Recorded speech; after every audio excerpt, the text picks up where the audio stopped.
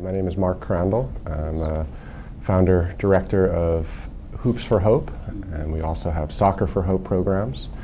We work in both Zimbabwe and South Africa, delivering sports programs by locals for children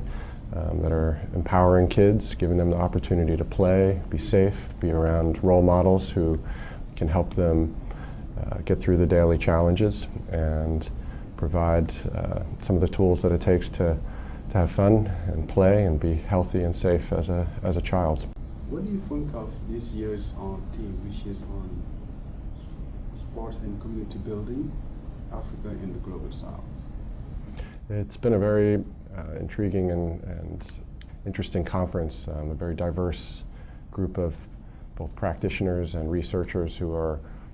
both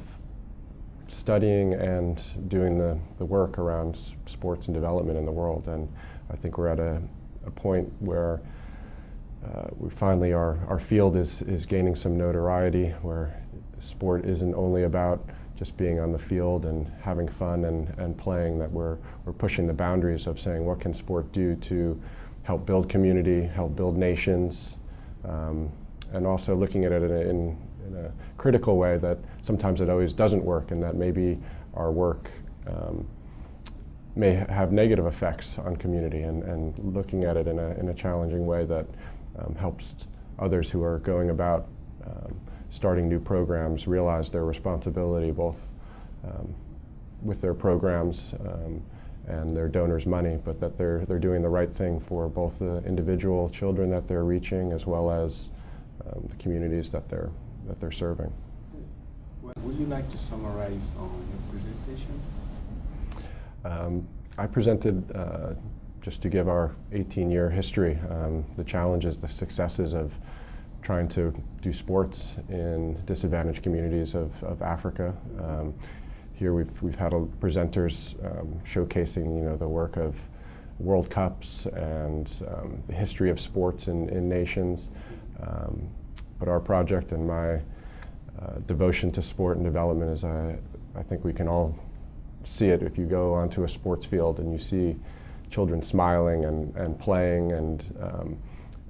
the connection that they have with their teammates, with their coaches.